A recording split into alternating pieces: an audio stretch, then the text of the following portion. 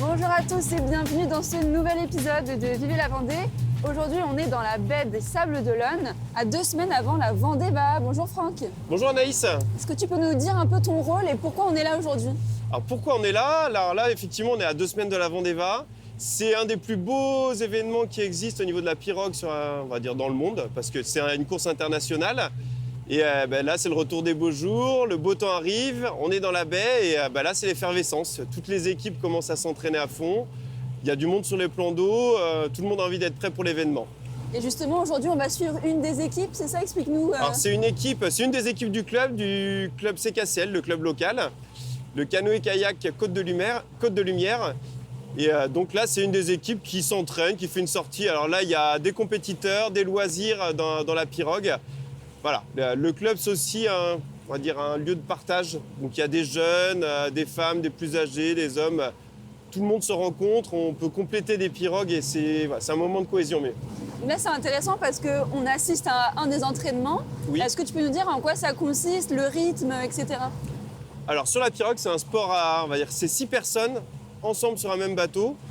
Déjà, c'est une aventure, c'est-à-dire qu'il faut réussir à aller d'un point à un autre en essayant de coordonner ses mouvements.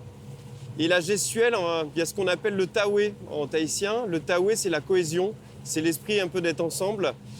Et le taoué, si on l'a pas dans une pirogue, ça fonctionne pas. C'est-à-dire que déjà, moralement, il faut être soudés les uns vers les autres.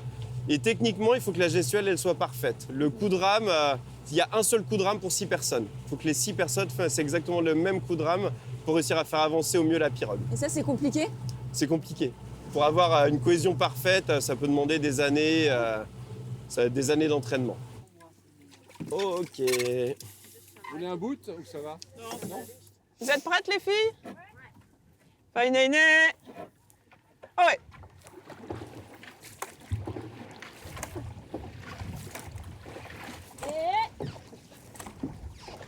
Super.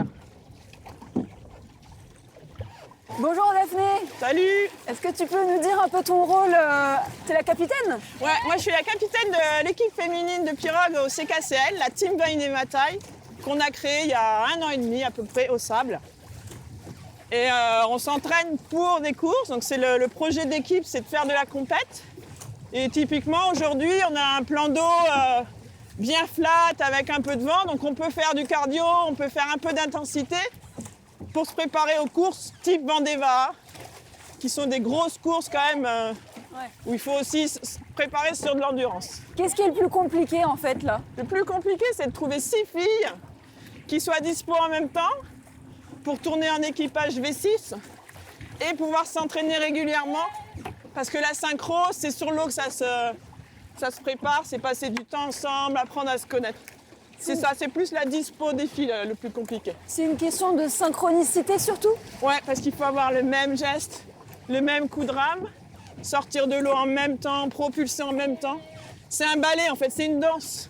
Une danse à 6 et avec la pirogue.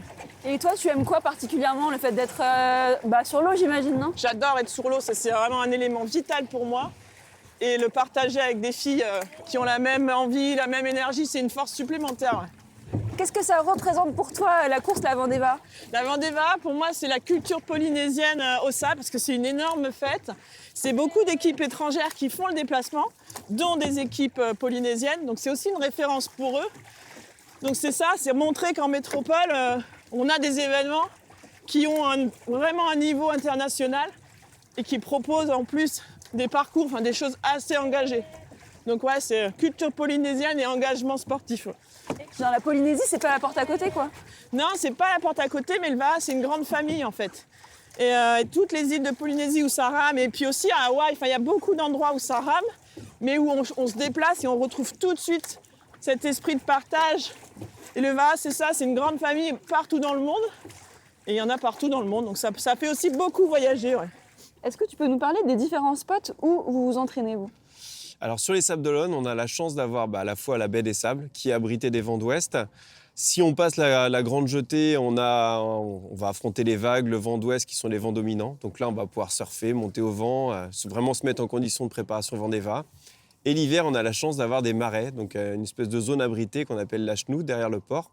Et là, on a un plan d'eau abrité qui nous permet de nous entraîner tout l'hiver. Donc là, L'avantage, c'est qu'on a quasiment une boucle de 10 km en aller-retour sur un plan d'eau calme et tout l'hiver, c'est notre endroit pour ramer. Donc c'est vraiment idéal les conditions pour s'entraîner ici en Vendée. Alors, on a la chance d'avoir justement toutes ces...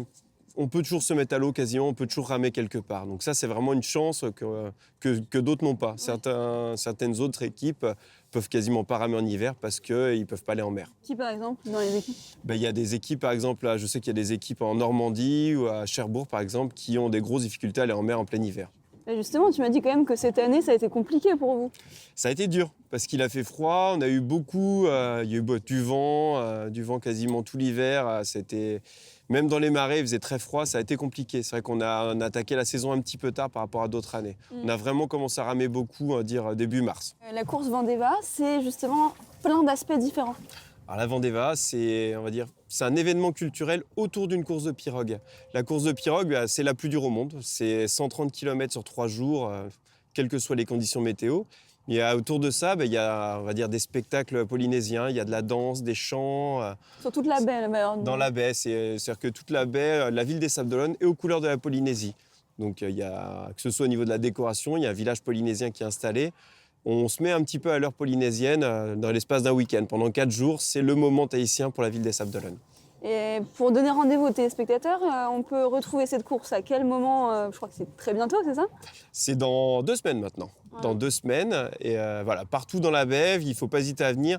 Les courses de pirogue auront lieu le jeudi, vendredi, samedi.